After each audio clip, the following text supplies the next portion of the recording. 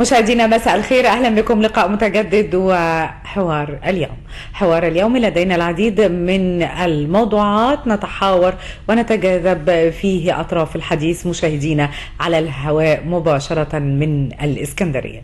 تستقبل الإسكندرية بعد أيام قليلة ملايين المواطنين في محاولة للسياحة الداخلية.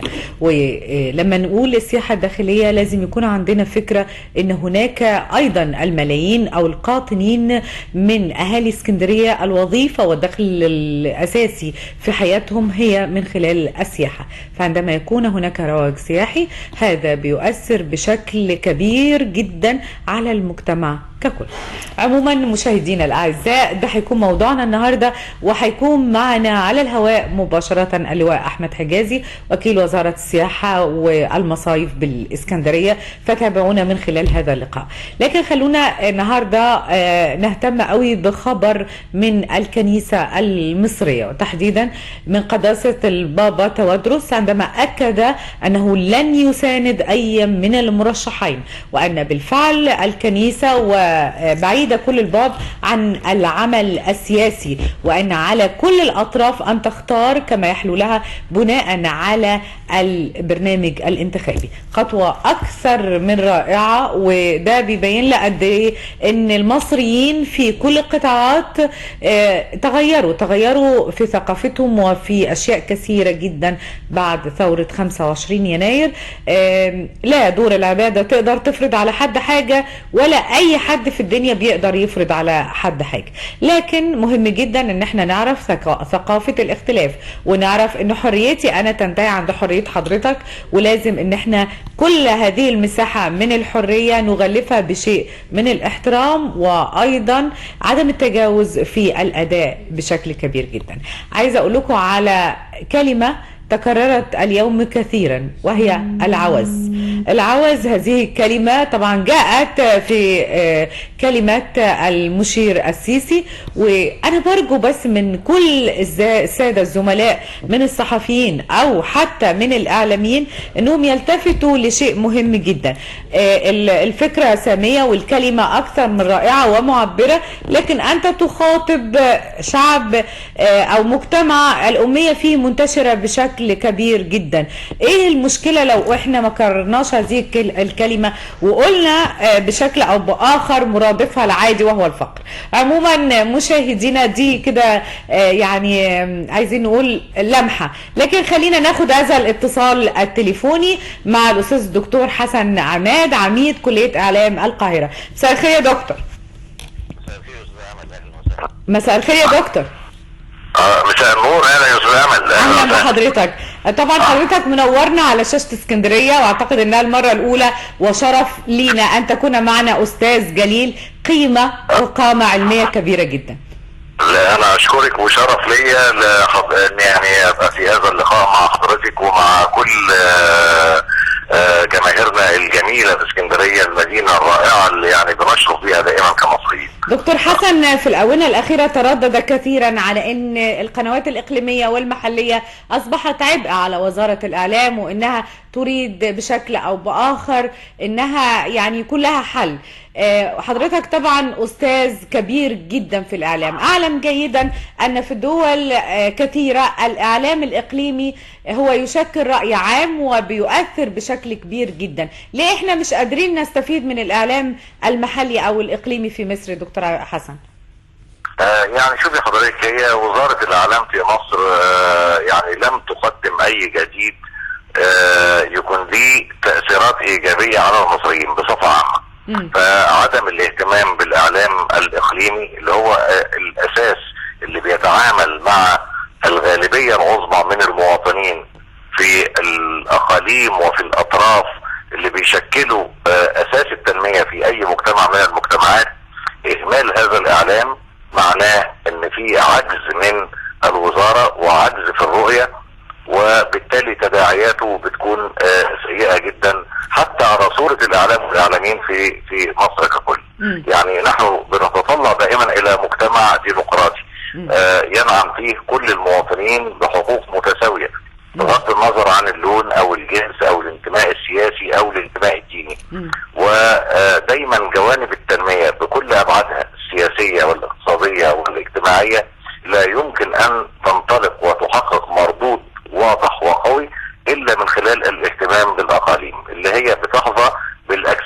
من سكان المجتمع.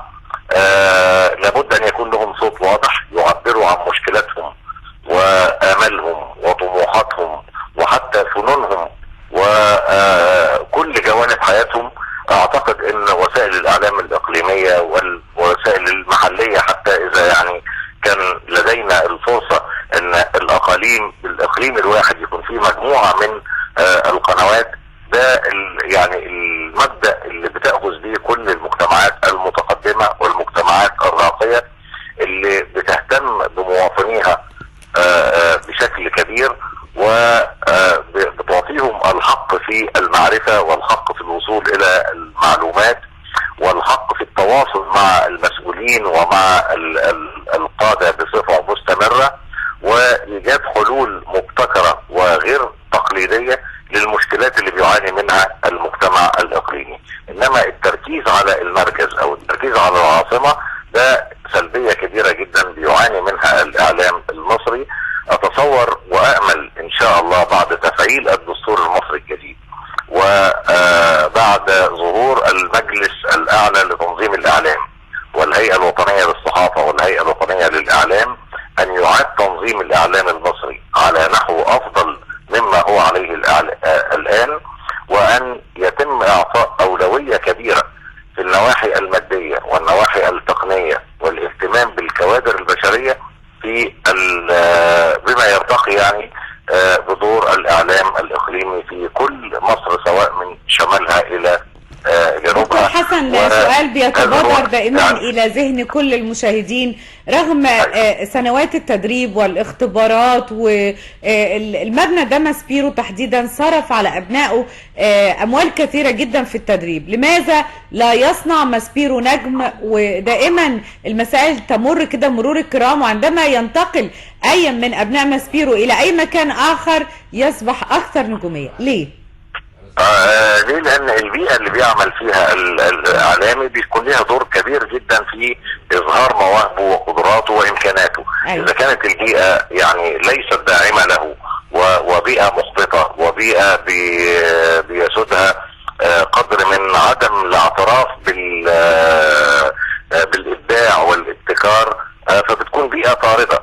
وزي ما حضرتك تفضلتي بالظبط يعني نفس الشخص ونفس الاعلامي بمؤهلاته وقدراته حين يخرج من ماسبيرو ويعمل في بيئة اكثر حرية واكثر اتاحة لابداعاته ولإظهار مواهبه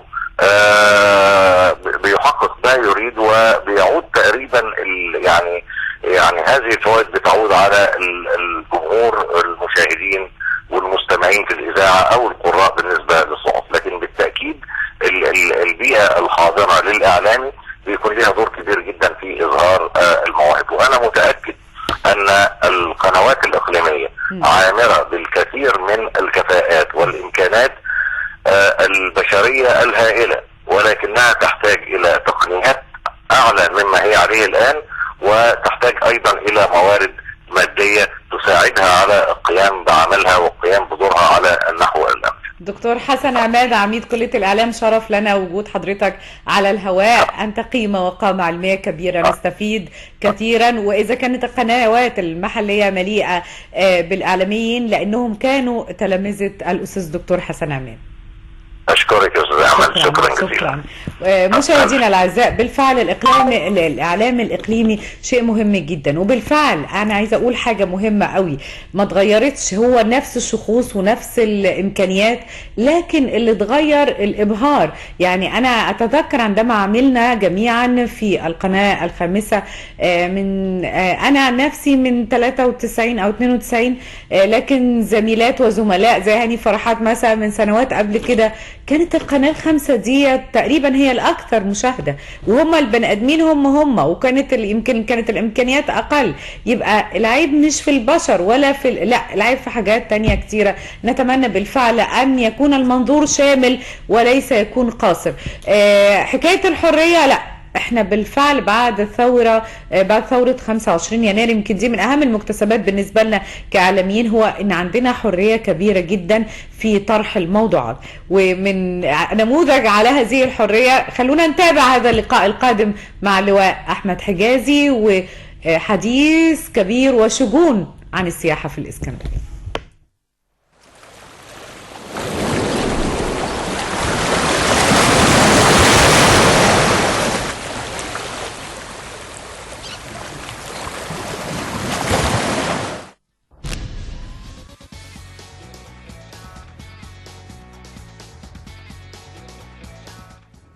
عايز تشاركنا؟ عايزة تشاركينا؟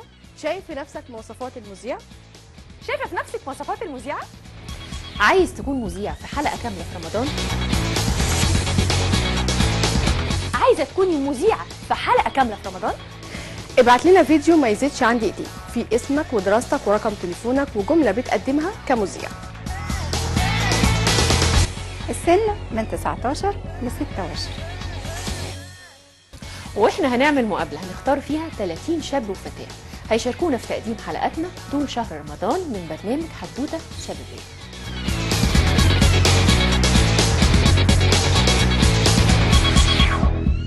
هنعمل تصويت، هنختار أحسن 3 من 30 علشان يقدموا معانا حلقات العيد.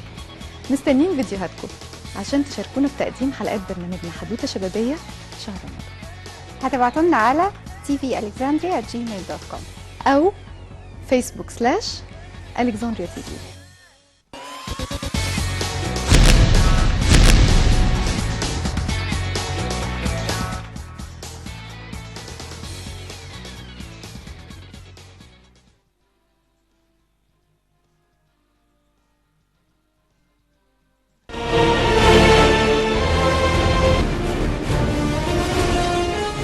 الأربعاء على شاشة الإسكندرية هتلاقينا والخط الساخن.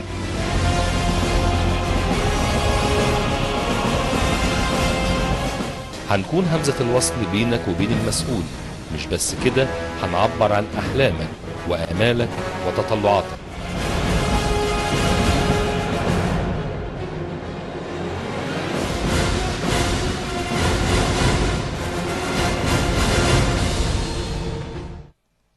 يعلن تلفزيون الإسكندرية عن فتح باب التدريب لطلبة وخريجي الجامعات لأبناء محافظات الإقليم الإسكندرية مطروح البحيرة في مجال الإعلام المرئي، إعداد، تقديم، إخراج. للاستفسار عن القيمة والمدة برجاء الاتصال على رقم 5776636 أو الاستفسار من مقر القناة ببكوس أو زيارة موقعنا tvalexandria@gmail.com.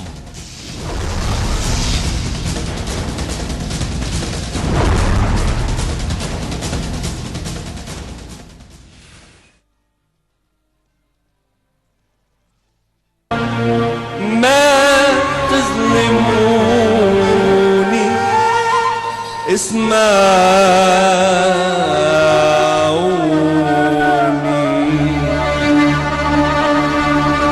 يا أهل الهوى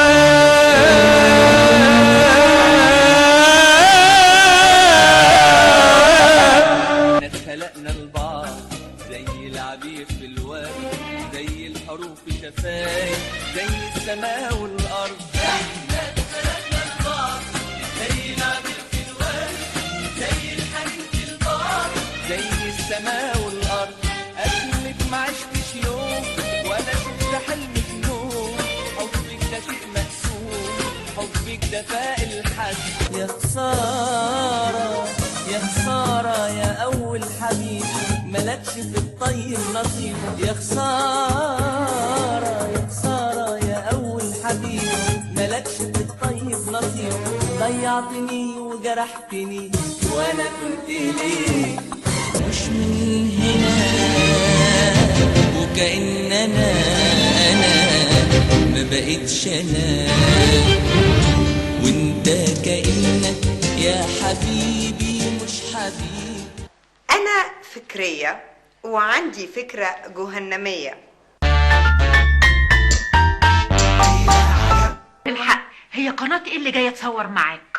قنوات البحر المتخصصة. بصوا بقى يا اخوانا، انا هصور، مش عايز اسمع نفس، حتى صوت الممثلين مش عاوز اسمعه. اكشن. مسكتك كلام نسيت. انا اللي اعرف اتصرف معاك، انا اللي هتصرف معاك يا عمو يا جبان يا ندل يا اللي مفيش في قلبك رحمه يا حرام. ستوب.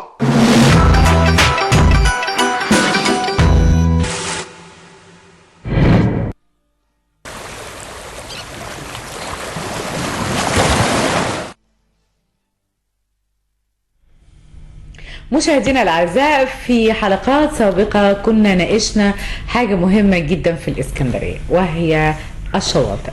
الشواطئ الحقيقه كل اللي بيجي اسكندريه هي السياحه الاولى في الاسكندريه بعيدا عن المؤتمرات وعن السياحه الدينيه وسياحه الاثار، الا ان سياحه الشواطئ هي نمره واحد في الاسكندريه، مش بس للاسكندرانيه او للمصريين فقط، في ناس بالفعل بتيجي من دول عربيه ومن دول اوروبيه عشان تستمتع بجمال اسكندريه. محدش حاسبنا على جو النهارده ده، لان جو النهارده ده مش اسكندريه خالص، ولكن الحقيقه فوجئنا في فترة من الفترات أو قبل شم النسيم بوقت قليل جدا أن هناك زوبعة كبيرة حول الشواطئ وتأجير الشواطئ ومشكلات يعني لا أنزل الله بها من سلطان في أشياء كثيرة جدا. حاولنا أن احنا نكون النهاردة أكثر هدوءا ونعرف يا ترى احنا هنستقبل الصيف وهيكون في سياحة وفي دخل لأبناء الإسكندرية. على فكرة لما بيكونش في سياحة ما بيبقاش في دخل، يبقى العجلة مش هتدور، يبقى بتاع البنزين مش هيمشي، يبقى اللي بيشتري أكل مش هيشتري أكل، يبقى اللي بيشتري لبس مش هيشتري لبس، لأنها كلها حاجات تكميلية. كل الناس بتشتغل على بعض، يعني مش قصدي بهذا اللفظ حاجة، لكن كلنا بنكمل بعض. عموما خلونا النهاردة نسمع صوت هادئ وبهدوء نعرف ايه اللي هيحصل في اسكندريه. طبعا كان من فتره من الفترات، عشان بس لا اخفي عليكم سرا، اتقابلنا وشفت قد ايه كان في مشروعات وكنت مستبشره خيرا. الكلام ده تقريبا من شهر مثلا 12. كنت عندي امل ان هنشوف في اسكندريه حاجات غير عاديه. ايه اللي حصل اللي وقف هذه المشروعات؟ مش عارفه.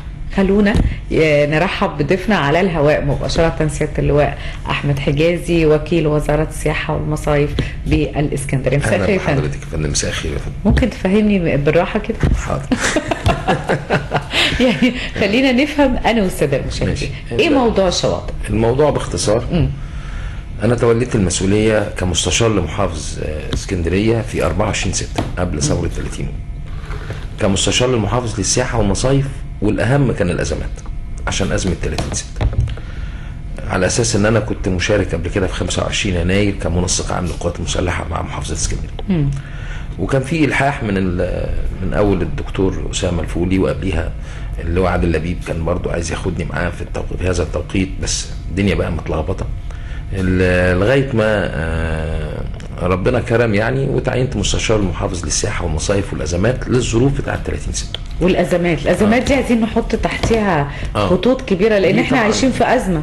تمام. دي كانت بقى يوميها مشكلة البنزين ومشكلة السولر والطوابير اللي على المحطات والعيش اللي كان مش يعني. شاركت على قد ما اقدر في هذا الموضوع حتى نهينا موضوع 30/6 وبدات ابص على المصايف. حطيت كل المشاكل قدامي، وكان اكبرهم مشكله هو عدم دفع الايجارات عن 2011 و2012 و2013 للمستاجرين. كان سببها ايه فندم؟ 2011 هم تعاقدوا بعد ثوره 25 تعاقدوا في شهر 4 و5 بعد ثوره 25 يناير. طبعا مش هضحك على حضرتك، الناس احجمت لاني ما بنزلش البلاش او ما بنزلش اصيف غير وانا رايق. صح. فكانت في هذا التوقيت البلد مش رايقه. فهم اداروا 2011 2012 2013 ما اضحكش على حضرتك كمستاجرين للشواطئ وديروا. يعني دي كانت اهم مشكله بالنسبه لي، لان دي بالنسبه لي لو انا هتعامل مع مستاجري الشواطئ غير ان هم مورد رزق للمحافظه او مورد مال بنخش بيه المحافظه او حاجه بنخش نرسم بيها طريق لازم اجيبهم. كان اياميها الدكتور احمد عاشور اللي هو السكرتير العام وكان برنس، فقلت لهم ادوني فرصه اقعد مع الناس اتفاوض مع مستاجري الشواطئ. بس قبل ما اتفاوض معاهم قعدت مع الشؤون القانونيه والشؤون الماليه والعقود والمشتريات بتاعت المحافظه، وقلت لهم ايه اللي في ايدينا ممكن نديه للناس دي. ما انا مش هينفع المستشار موجود وقتها. كان المستشار عطا موجود.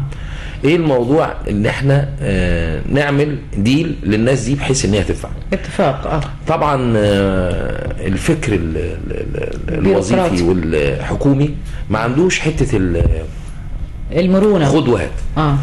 لو احنا بصينا للاستثمار كاستثمار لازم في خد وهات.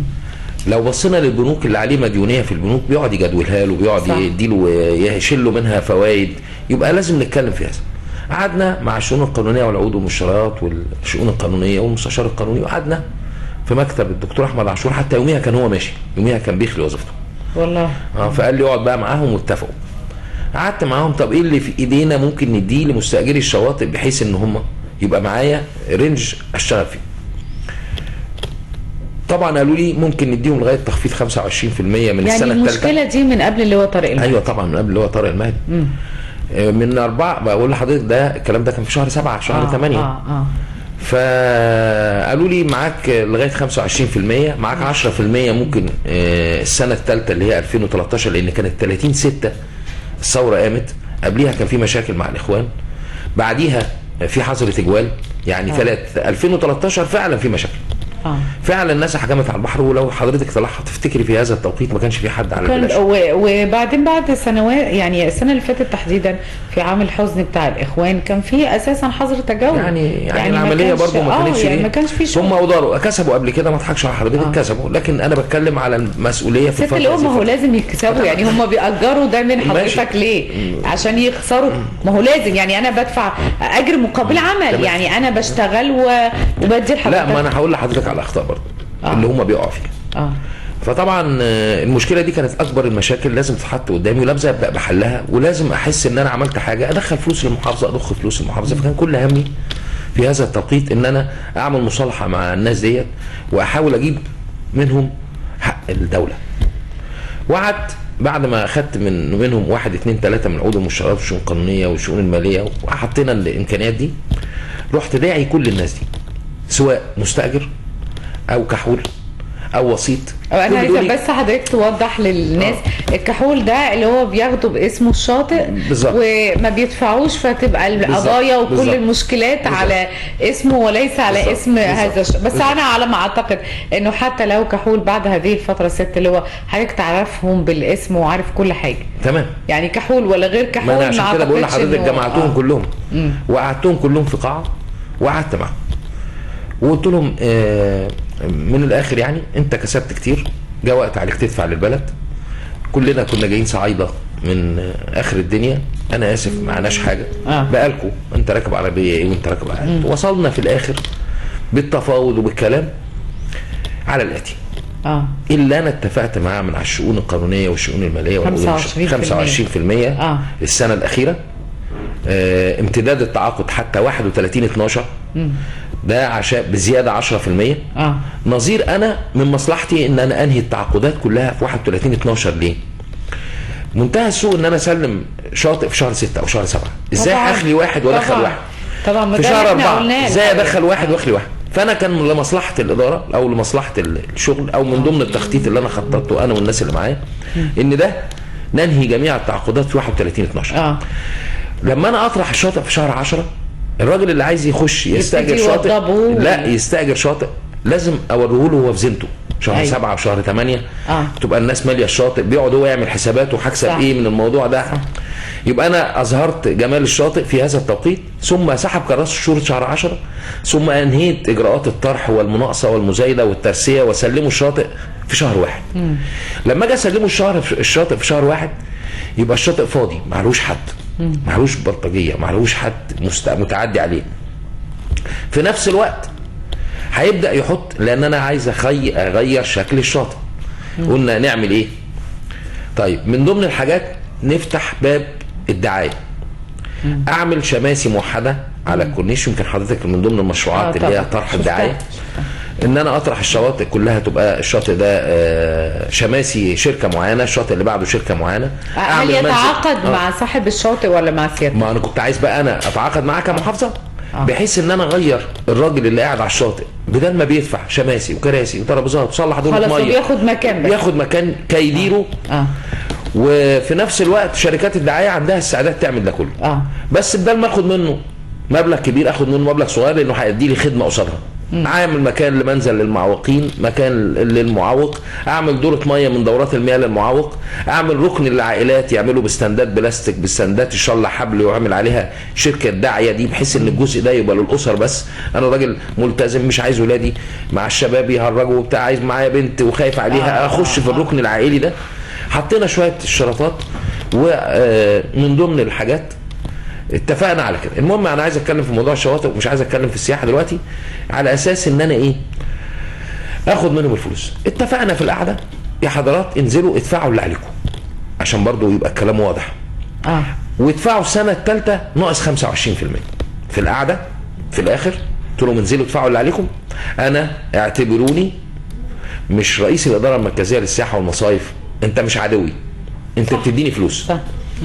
اعتبرني ان انا رئيس النقابه، يعني اعتبرني رئيس النقابه بتاعتك. قلت لهم باللفظ ما فيهاش عداوه اساسا. اعتبرني انا رئيس النقابه بتاعك، انا هدافع عنك وهجيب لك حقوقك، بس انزل ادفع الاول اللي عليك، والسنه الثالثه ادفع بالتخفيض 25%.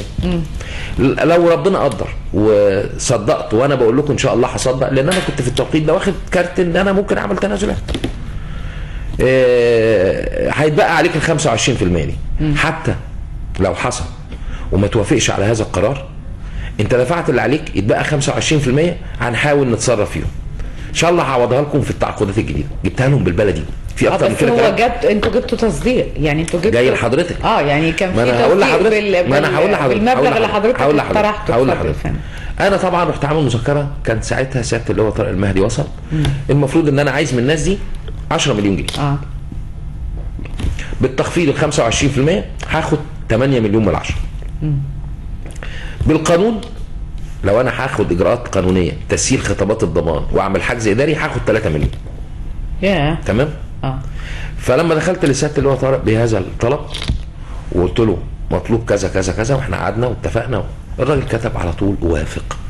طيب يعني في موافقه؟ انا جاي لحضرتك يا جماعه ليه تراجعتوا؟ انا مش هتراجع. امانه العرض. قلت له الامانه العرض يا فندم، المستشار القانوني قال لي اعرضها مجلس تنفيذي تاخد سلطه اكبر. ليه؟ سياده المحافظ ليه صلاحيات في التخفيض، وله صلاحيات في يعني هنقول لو هو هيتعاقد بالامر المباشر مع كل مستاجر شاطئ لغايه 50,000 جنيه بس. طيب التعاقد ده ممكن يزيد عن كده في الشاطئ، فمجلس التنفيذي يساوي المجلس المحلي اللي قبل كده كان بناخد عليه. لا ما يساويش، بس عشان نبقى متفقين سياده اللي هو المجلس الوضع الحالي المجلس التنفيذي المفترض انه يتبع المحافظه تماما، لان السيد المحافظ هو رئيس كل التنفيذيين، فالمساله بتبقى مختلفه شويه. لكن المجلس المحلي هو دول الناس انتخبتهم علشان يعبروا عنهم، فلهم صلاحيات ولهم. هو الوضع الحالي اللي ممكن هو ده لغايه زي مجلس الشعب يعني بالظبط. فانا عرضته على المجلس التنفيذي يوميها، فسياده المحافظ قال لي كان لسه خلصان مجلس تنفيذي قبلها باسبوع. قلت له يا فندم مجلس تنفيذي ده لسه خلص من اسبوع. قال لي يبقى الاسبوع القادم، واشر بسرعه ان يتعاقد مجلس تنفيذي الاسبوع القادم. دخلت عرضت، قامت مديره الشؤون القانونيه في هذا التوقيت هاجمت هذا القرار. ليه؟ لان بتقول لي انت قعدت معاهم واتفقت ان انت يدفعوا اللي عليهم، هم ما دفعوش اللي عليهم. انا دلوقتي سيلت لهم خطابات الضمان، انا موظفه ما اقدرش اتحمل مسؤوليه ان الكلام اللي انت قعدت معاهم وعدى عليه شهر. طب دول تعاقداتهم انتهت ما دفعوش وعدت عليهم السنه، فانا لغيت لهم تعاقدهم، العلاقه التعاقديه بتاعتي معاهم انتهت. ازاي الكلام ده؟ ما انا بقول لحضرتك كل واحد موظف خايف على وظيفته بيؤدي عمله، ملوش دعوه بايه الاستفاء. طب ما انت كنت قاعده معايا. بس في هدف اسمى من وظيفتي ووظيفتك يا فندم. والله يا فندم انا بقول لحضرتك ده اللي حصل بامانه ربنا. يعني انا بحكي الموضوع بامانه. قامت هاجمتني يوميها في المجلس، لا يا فندم دول انتهت العلاقه التعاقديه بتاعتهم، انت لسه بتتكلم في الموضوع ده، هم ما دفعوش، هم ما التزموش. عدت العرض تاني على سياده اللواء طارق، واللواء طارق قال لي هحضر انا المجلس التنفيذي بنفسي وهدافع عن القرار. وقد كان بعديها بشهر دخلنا مجلس تنفيذي تاني، وقام اللواء طارق مهدي هاجم وقال يا حضرات انا جاي لي 8 مليون من اصل 10 مليون. طب انا بالقانون كمان 7 3. سنين وكمان 7 سنين هاخد ال10. ايوه لو حصل 7 سنين بس وهم القيمه الشرائيه ولا لا، ما هو القيمه الشرائيه بتاعت ال10 سنين مش زي القيمه الشرائيه بتاعت طيب وتوافق على قرار المجلس، الا اني بالرجوع للمستشار القانوني عشان لازم يصدق على قرار المجلس لان ده حاجه قانونيه. قال لك فوق السلطات. طيب ايه الحل؟ نبعت لوزاره الماليه خطاب. في قرار كان صادر بالتعاون مع وزاره احنا الماليه. عندنا بيروقراطيه عقيمه كده. ما هي اللي تعبانه. كل ده قوانين ولوائح موجوده ملزمه، كل واحد خايف لانه النيابه الاداريه بتبعت له والنيابه الماليه بتبعت له وبيخش تحقيقات، فكل واحد بيامن نفسه طبقا للقانون. فاللي حصل ان السيد اللي هو طارق واقف ودافع عن القرار، وحتى في احد الناس اللي واقفه قال طب انا مجزر وبتاع، حتى انا رديت عليه قلت له انت مجزر، الناس ما بتبطلش تاكل. قال بكام المجزر؟ في قد ايه؟ يعني اللي جت على كذا مليون ما فيش مشكله. يعني ايه؟ قال له بنفس القرار. ثم ده صدمنا باني مش فوق سلطات سياده المحافظ. مش في سلطاته ولا مش في سلطاته. ايوه فروحنا باعتين جواب. ما انا بقول لحضرتك العتاب اللي هو طارق المهدي ليه لما كان عندنا على الهوا ما قالش كده؟ ما هو مش هيخش في التفاصيل دي سياده اللي هو طارق. ايوه التفاصيل دي انا بحكيها لحضرتك. لا بس انا من حقي كمواطن، مش امل صبحي، يعني المواطنين يبقوا فاهمين ان اللي هو طارق ما جاش قلب لهم الترابيزه قبل شم النسيم بكام يوم. ما انا هكمل لحضرتك الحكايه اهو. هكمل لحضرتك الحكايه. انتهت ان بعتنا جواب لوزاره الماليه بنطلب فيها الموضوع ده تخفيض والإثاوة كجهه اعلى، لان هي اللي بتاخد بعد كده الموازنه دي بتخش عندها وهي اللي بتحاسب وهي اللي بتعمل بعد كده. والى الان لم يتم رد لغايه النهارده. المهم فطبعا جه شهر 2. طب انا السنين اللي فاتت راحت، هضيع الصيف اللي جاي كمان. فكان في مجلس اعلى او لجنه عليا للشواطئ كان بيرأسها سياده المحافظ وانا والسكرتير العام والسكرتير العام المساعد. قلت لهم احنا في شهر 2 هنستنى لغايه دلوقتي ما حلناش، طب السنه الجديده كمان هتروح. سياده المحافظ اديني قرار اطرح ولا هنستنى التخفيض اللي انتوا طرحتوا بالفعل وما تقدمش حد يعني. لا هقول لحضرتك احنا طرحنا 25 بعد اذن حضرتك، طرحنا 25 شاطئ اللي احجامه ال8 اللي هم يعتبر الرئيسيين الكبار، منظره 1 منظره 2 اللي هم الجنب اليمين جنب الشرقي. لكن بقيه الشواطئ لا قبل ما نعدي الحته دي، الشاطبي ماله؟ خلاص اتأجر مع الكازينو. نتكلم بقى حضرتك موضوع الشاطبي ده برضه ده حاجه لا مش كارثه ولا حاجه.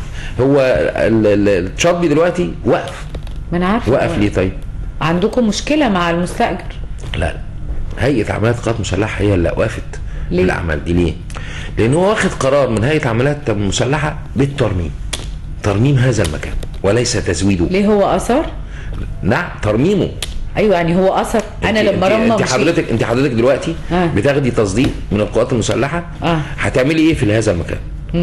طيب هو باني اوضه فيها كهرباء ما كانتش موجوده. طب النادي قبل كده كان شغال ازاي؟ لما هو عمل الرسمه بتاعته ما عملهاش رسمه كامله باللي عمله دلوقتي. ليه؟ لما خد تصديق وطلع له التصريح من الحي. مش ان احنا كده بنتلكك. مش بنتلكك، ما انا بقول لحضرتك ده اللي حصل. يعني هو الراجل اصل انت عارف دي السنه كامل الشاطئ واقف فيها وواقف فيها والشاطئ واقف فيها. بعد اذن حضرتك من ضمن المشاكل برضو دي جبت مستاجري الكازينو. انا ما سبتش حد ما عادش معاه. انا عارفه اول ما توليت الوظيفه دي جبت المستاجرين وقعدت وحاولت احل وحاولت. طب جبت كل مستاجرين الكازينوات. ما يميز حضرتك كمان ان انت عندك سعه صدر، يعني تستوعب الاخر، وده شيء مهم جدا في التنفيذ يعني. وانا اللي قلت بتاع كازينو الشاطبي يبدا ليه؟ بتاع كازينو الشاطبي برضه مشكلته دفع فلوس كتير جدا. ما دفعش ولا تعريفه لغايه دلوقتي المحافظه خالص ولا تعريف. امال ازاي اجر؟ انا بقول لحضرتك اجر ورسى عليه المزاد سنه سماح. بكام يا فندم في السنه؟ على ما اعتقد ب 2 مليون. 2 مليون في السنه. طيب هو في هذا التوقيت تعاقد ثم خد سنه سماح عشان يوضب. مش هناخد منه فلوس. لا تمام. هو السنه دي بقت 3. طب ما تسحبوه. ما انا جاي لحضرتك السنه دي بقت 3 وراح رافع دعوه. ليه؟ عشان ايه؟ عشان انتوا اللي اخرتوني. قامت الثوره لانه الكلام ده كان شهر 10. طب وانا مالي؟ وانا اللي قومت الثوره. ما هو بقى وهو بيقول لك انا مالي وانا اللي قومت الثوره تاني يا هانم. هو نفس المشكله عنده.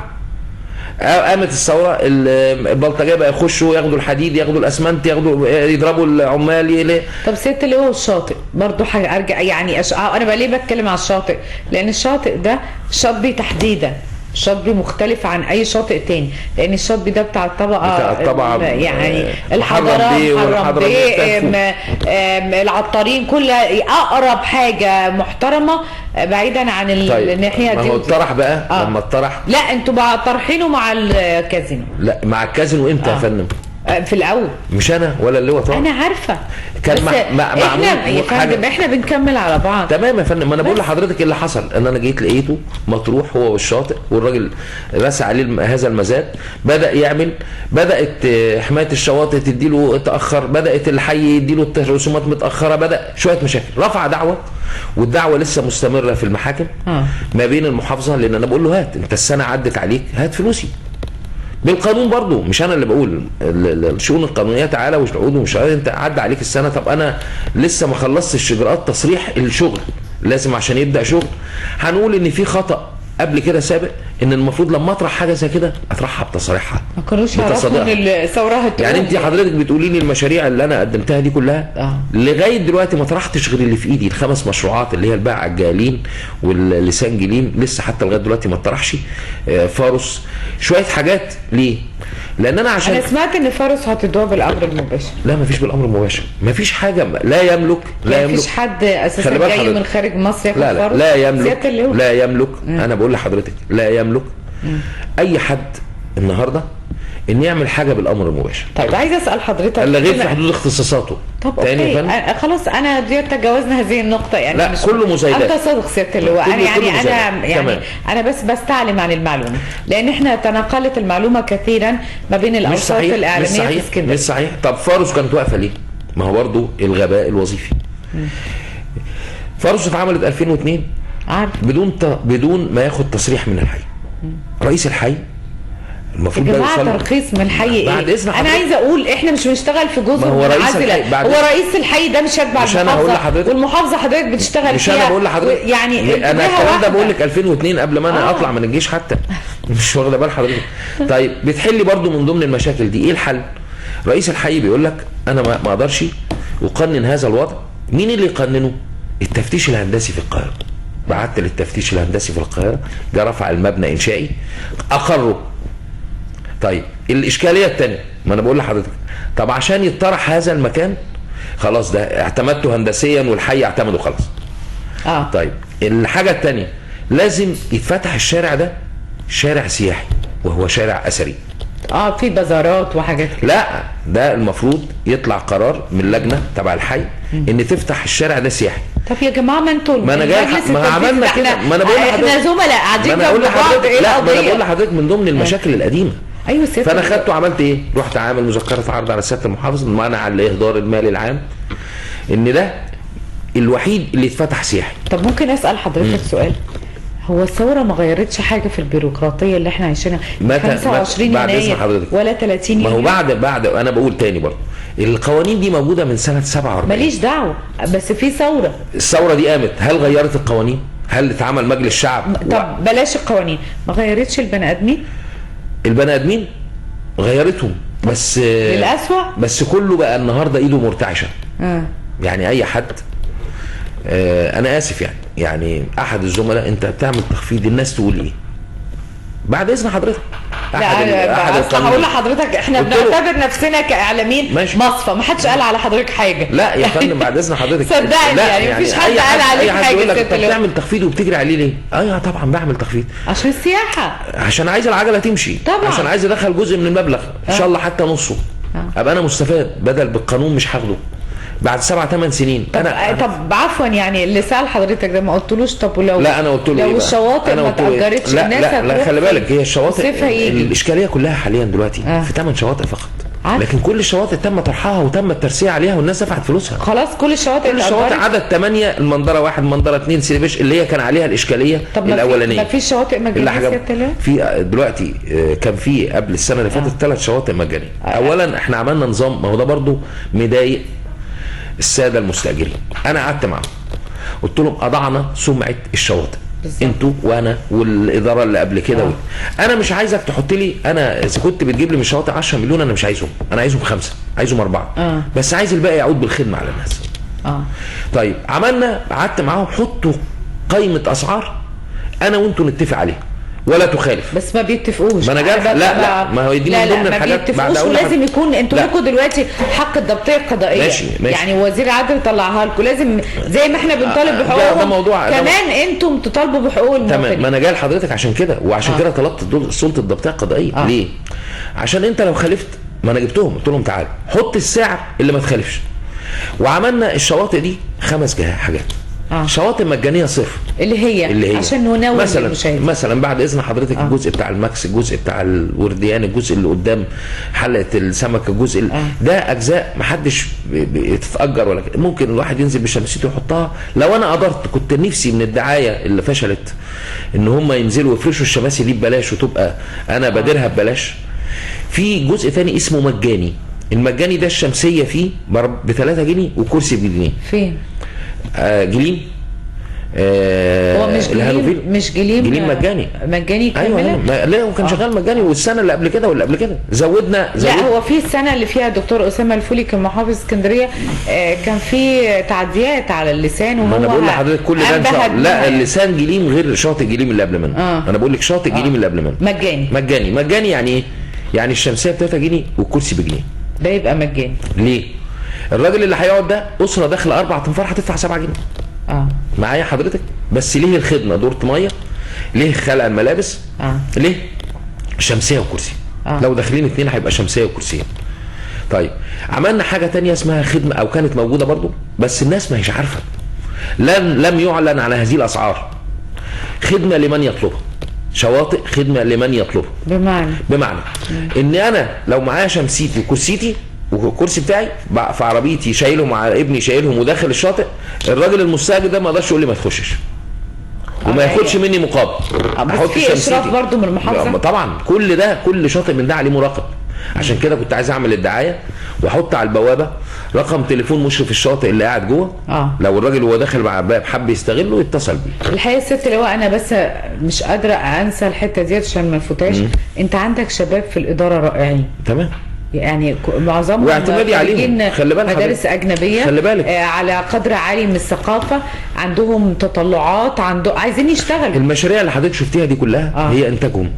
والله هي انتاجهم. بسم الله ما شاء الله. خلي بال حضرتك بس ازاي تخلي الناس دي تشتغل تطلع الطاقه بتاعتها. مع البيروقراطيه مش هيشتغلوا. لا ان شاء الله بيشتغلوا، وان شاء الله هنضغي على البيروقراطيه الغبيه دي. وان شاء الله طيب هي عشان ما نسرحش من المشاهد لان في موضوعات كتير الحقيقه عايزه اناقشها. تحت امرك. وصلتوا لايه طيب في موضوع ال8 شواطئ؟ بصي حضرتك، جاء سياده المحافظ بعد اللقاء بتاع حضرتك وقال هاتهم لي يا احمد.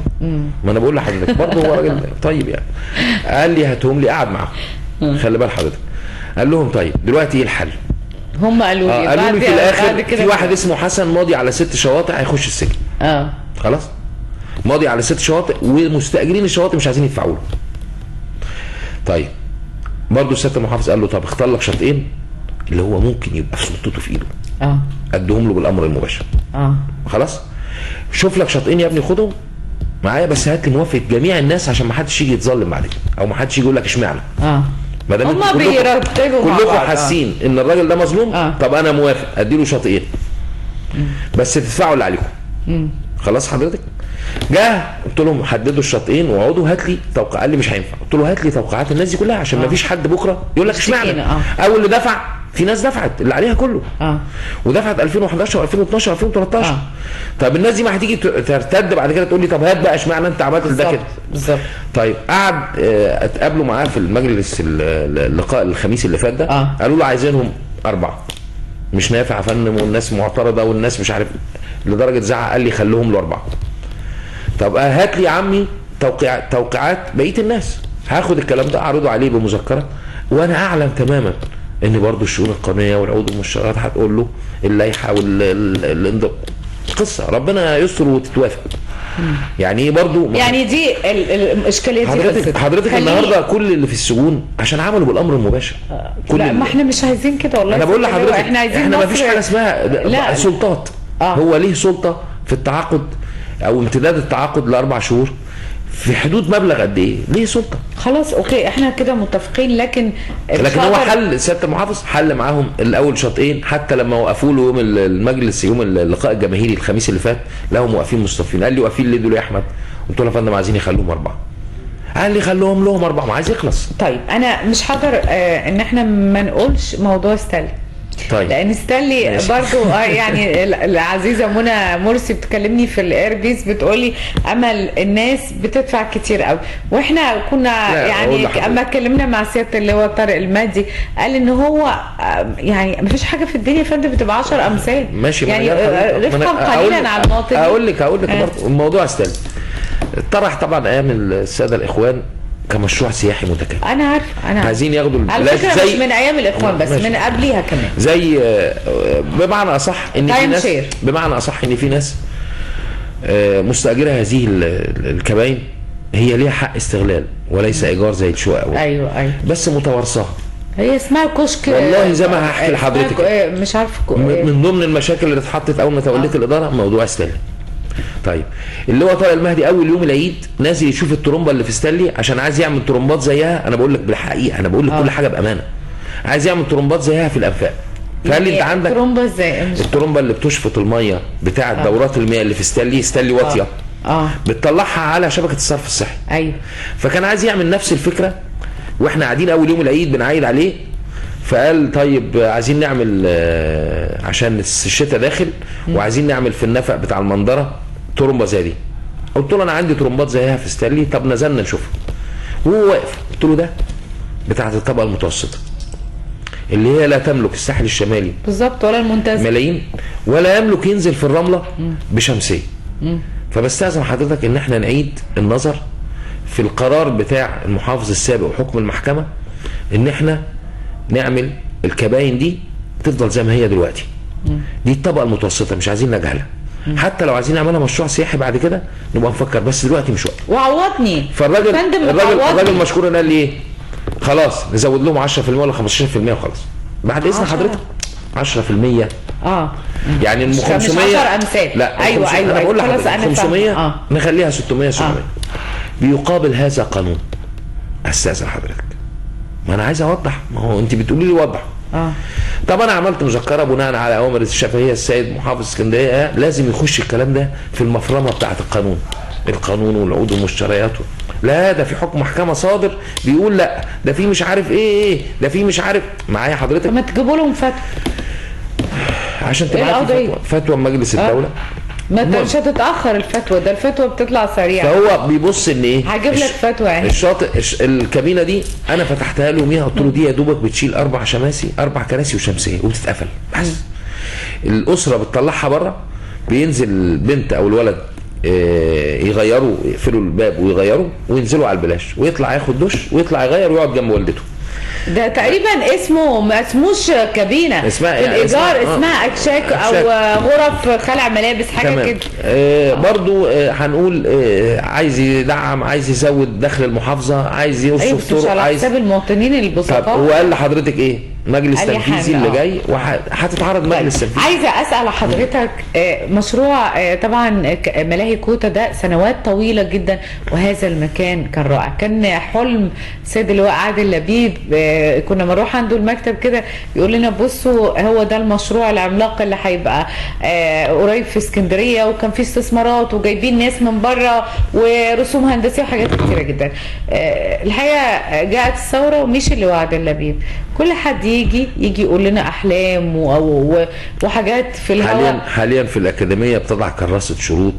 ليه؟ ما انا بقول لحضرتك الاكاديميه البحريه. الاكاديميه البحريه حاليا دلوقتي في بروتوكول مع سياده المحافظ مع الاكاديميه البحريه لدراسه كراسات الشروط اللي بعيده عن العقل، اللي هي صعبه تنفيذها بموظفين الحكومه. والاكاديميه كلها ناس معايا حضرتك. فهو الراجل لجأ للاكاديميه ان هو خدوا الحاجات دي ادرسوها وحطوا كراسه شروطها. انا متفقه مع حضرتك لغايه اما ده يحصل ان شاء الله. يعني ربنا يديني ويدي حضرتك العمر ان احنا نشوف كوتا او ملاهي كوتا. هيبقى لا هتشوفيها فندق 7 ستار مع سياده المحافظ حاطط قصادها مش ماده، حاطط قصادها ابهار. لا حاطط قصادها خدمات. طيب انا موافقه حضرتك على يعني هيبنوا اسكان للمحدودي الدخل، هيبنوا بالفلوس دي. مش عايز فلوس. هو بيقول احنا مش دوله جبايه، احنا دوله بنسعى لتطوير الناس. دي فاكت، تحقيق عداله، دي حته جوهره بالنسبه لي. هاخد قصادها عداله اجتماعيه. طب انا موافقه، لكن عندكم مكان اكثر من رائع وهو السلطان في هذا المكان. انت موقفوا لي ليه؟ ما نزلت، ما طرحتوش ليه؟ ما عملتوش. مين قال لحضرتك ده معاها؟ لا اوكي. انا الى ان يتم ذلك يا فندم. متقدمه مذكره، خلي بالك حضرتك متقدمه لسه لي وقت طويل قوي. لا متقدمه حاليا دلوقتي قدام سياده المحافظ مذكره، هستغلها زي ما هي كمعارض، عشان ما يبقاش فيها بناء او بلطجيه بيخشوا. انت لو دخلتي حضرتك انا عارفه هتشوفي فيها تعاطي مخدرات وفيها. فانا ايام التامين بتاع المكتبه دخلتها فوجعت. فقلنا نطهرها وننظفها، ودخلت فعلا شركه النظافه نظفتها، وقلت هاجرها بشكلها. شركه سيادة اللواء قبل ما هنختم، لا ده احنا عندنا 200,000 شركة بتشتغل دلوقتي. حضرتك هتقولي نهضة مصر بس؟ ده عندنا سكاي مش عارف ايه وعندنا ايه. يعني دي على فكرة مش اعلانات، يعني اللي انا بقوله ده مش اعلانات، لان دي مشروعات خدمية، لكنها الحقيقة لم تنجح في انها يعني ترفع القمامة من الإسكندرية. وأصبحت اسكندرية اللي احنا كنا بنتباهى بيها في منظومة النظافة، لأنها لم تكن يعني رفع قمامة فقط. طب شفتي الأسبوعين اللي فاتوا بس؟ الأسبوع اللي فات. طب أنا هقول لحضرتك حاجة عشان أنا بحب أتكلم بالواقع. وحضرتك مروح، أنت رايح الرمل ولا رايح البلد؟ رايح الرمل، رايح ميامي. رايح ميامي. لو كنت نازل حضرتك كان نفسي بس شوف كليوباترا على الكورنيش. طيب بنقول ايه حضرتك؟ بنقول انه مفيش فايده مع بتوع النظافه. لا مش مع بتوع النظافه. على فكره احنا البلد الوحيده اللي النظافه عندنا فيها مشكله. انا هقول لحضرتك دي ثروه. بعد اذن حضرتك، انت عارفه الثروه دي؟ يعني مثلا هقول لك، انا كنت في المانيا، لقيت ايه؟ لقيت الراجل مطلع من عربيته صندوق فيه الازايز البلاستيك الكبيره دي، فبيحطها في مكنه كده. وتطلع فلوس. طلعت بعد كده ريسيت او كاين. فانا ما عدتش الموضوع كده، معايا مترجم الماني، قلت له لو سمحت عايز افهم ايه اللي حصل. قال لي اللي حصل ده ان الراجل ده بيحط الازازه دي بياخد 26 سنت. طب ثمن الازازه دي مش 26 سنت. ثمن الازازه البلاستيك بتاعت الكاكولا دي مش 26 سنت. طب بيجيبهم منين ال 26 سنت دي؟ ايه المحل الاهبل ده اللي هيدي 26 سنت عليه؟ قال لي لا، القانون بتاع المانيا في 10 سنت للشركه المنتجه لهذه العبوه. معايا حضرتك؟ يعني انت انتجت كاكولا، انتجت في ازازه ايا كان اسمها، انت بتدفع على كل ازازه بتنتجها 10 سنت. خلاص كده؟ طيب شركه النظافه اللي مسؤوله عن النظافه هتاخد الازايز دي بتدفع عليها كمان 10 سنت في الاتفاق، في التعاقد، وهي ثمنها الحقيقي 6 سنت. بس هو بيشجع المواطن انه ما يرميهاش. ليه؟ مش عشان هي بلاستيك، عشان هي بتاخد 32 سنه لو اترمت في الارض عشان تتحلل. بيدوروا على البيئه. التنميه مستدامه.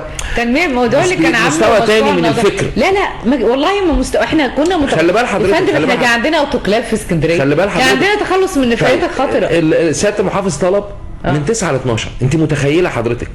بعد اذن حضرتك بس، لو كل الناس رمت من 9 ل 12 بعد اذن حضرتك، كل الشركه هتشتغل من 12 ل 6 الصبح. مش هتخلي نقطه زباله، مش هتخلي نقطه زباله. الساعه 6 الصبح لغايه الساعه 9 لغايه 9 بالليل اسكندريه نظيفه. طيب نفهم الناس ازاي ارمي الزباله من 9 ل 12؟ انا بقول لحضرتك، طب ده سلوك. انا بقول لحضرتك بامانه. طب ممكن اسالك سؤال بس؟ انت حضرتك ما كانتش ليه اسكندريه بهذا الوجه مش عايزه اقول القبيح لكن الغريب قبل ثوره؟ زي حاجات كتير قوي اتغيرت. لا زي حاجات كتير قوي اتغيرت. لا سياده اللواء بص، انا لسه عاملين معايا مداخله في الاذاعه قبل ما اقابل حضرتك، بيقولوا لي التحرش، عايزين حضرتك تتكلم عن التحرش. قلت لهم دي ظاهره جديده مش علينا. احنا عيب لما نقول كلمه تحرش دي. احنا كان عندنا حاجه اسمها اصول. طبعا بنت الشارع ما حدش يبص لها خالص، الجاره ما حدش يبص لها، القريبه ما حدش يبص لها. النهارده طب ده سلوك. انت هتحملي الجهه الاداريه كل الموبقات لا لا لا, لا طبعا، بس فيها قصور. كان زمان في على راجل فكره احنا الوقت خلص خالص. بس انا استمتعت جدا ست اللواء والله. يعني هقول لحضرتك ليه، لان حضرتك قابل النقد وديت على فكره دايما بنقول ان احنا لو عرفنا الداء هنعرف الدواء. فما فيش يعني انا ما بتخيلش ان ما بيننا وبين اي مسؤول في اسكندريه ولا البحيره ولا مطروح انت يهمك ايه؟ يهم حضرتك غير المصلحه؟ لا وانا يهمني المصلحه. وما عندناش مصالح لا في ستانلي، وانا اعلنت اكتر من مره انا ما عنديش كابينه في ستانلي وما عنديش اي حاجه، لكن عندي اسكندريه لان احنا كلنا زائلين وستبقى الاسكندريه.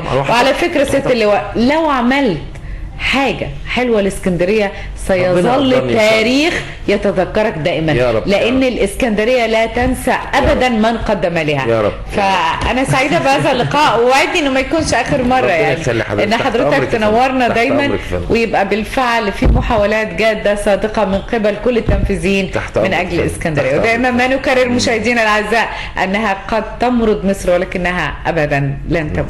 إن شاء الله.